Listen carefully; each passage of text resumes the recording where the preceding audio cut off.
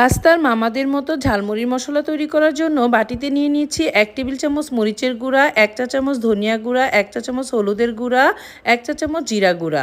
রাঁধুনি গরুর মাংসের মশলা দিয়েছি 1 টেবিল চামচ। হাফ কাপ পানি দিয়ে খুব ভালোভাবে মশলাটা মিশিয়ে নিচ্ছি। চুলায় একটি প্যান বসিয়ে 1 কাপ সরিষার তেল দিয়ে দিয়েছি, হাফ কাপ দিয়েছি পেঁয়াজ বাটা। কিছুক্ষণ নেড়েচেড়ে ভেজে এখানে দিয়ে দেব 1 টেবিল চামচ আদা রসুন বাটা। আদা রসুন বাটাটাও কিছুক্ষণ ভেজে নিচ্ছি। এখন দিয়ে দিচ্ছি সেই মশলাটা দিয়ে 5 থেকে 6 মিনিট নেড়েচেড়ে ভেজে নেব। নামানোর কিছুক্ষণ আগে 1 টেবিল চামচ গরম মশলা ও লবণ দিয়ে আরও 3-4 মিনিট খুব ভালোভাবে নেড়েচেড়ে নেব। এখন আমি মুড়িটা মাখিয়ে নেব। বাটিতে আমি পেঁয়াজ, কাঁচামরিচ, ধনেপাতা, শসা, টমেটো, লবণ দিয়ে মেখে নিচ্ছি। এখানে আমি চানাচুর দিয়ে দিয়েছি আর মুড়ি দিয়ে দিয়েছি।